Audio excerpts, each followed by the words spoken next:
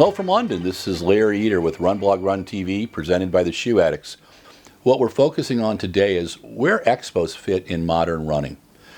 In the mid-1980s, when I was working at Runner's World, my first experience at a real expo was the New York City Marathon.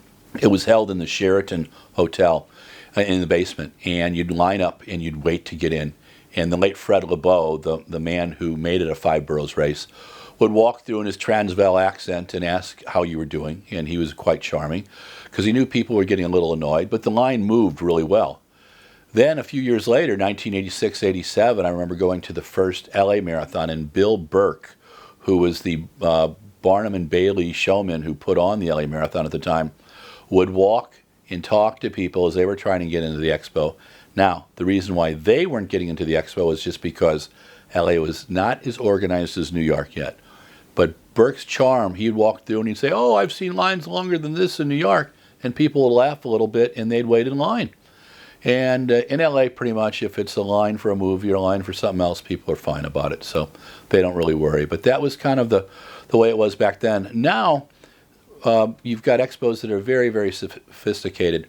The rock and roll marathon expos are a little smaller. You get your goodies bag, you have many booths, but it's a little more familial.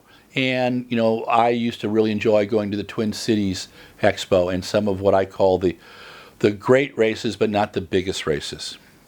My bone of contention is with some of the largest marathons who are well funded, and these expos make a lot of money. If you take a non-sponsor footwear booth at the Boston Marathon in 2016, you were spending between $90,000 and $100,000 for the space. You were spending another $100,000 to $150,000 for the drayage.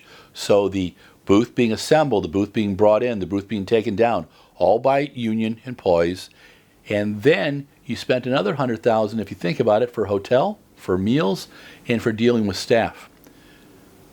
The average, the best booth, not the average, but the best booths outside of Adidas at Boston were selling, let's say, 400 pairs of shoes.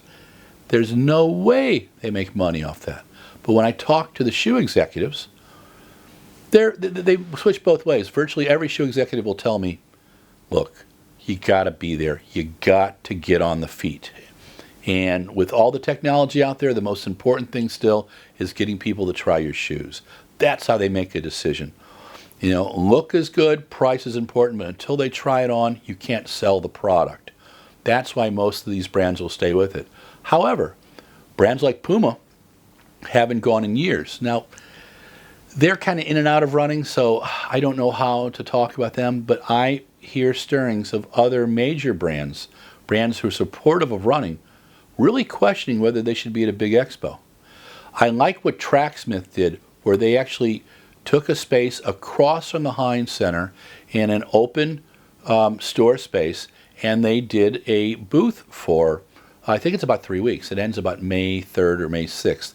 It was a lovely space. Got to see Tracksmith's apparel product. They do a wonderful magazine called Meter, still in print. And yes, print is alive in some places. You guys all read Game of Thrones, so you get that in print.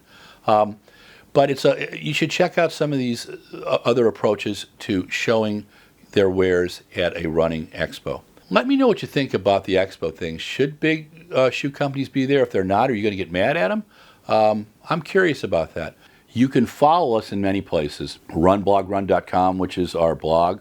RunningNetwork.com, which is where our 40 website partners live and breathe. On Twitter and on Instagram and on Facebook, you can follow us at RunBlogRun and the Shoe Addicts. I'm signing off with our first point counterpoint. Tell us what you think. Email me at runblogrun@gmail.com. Thank you.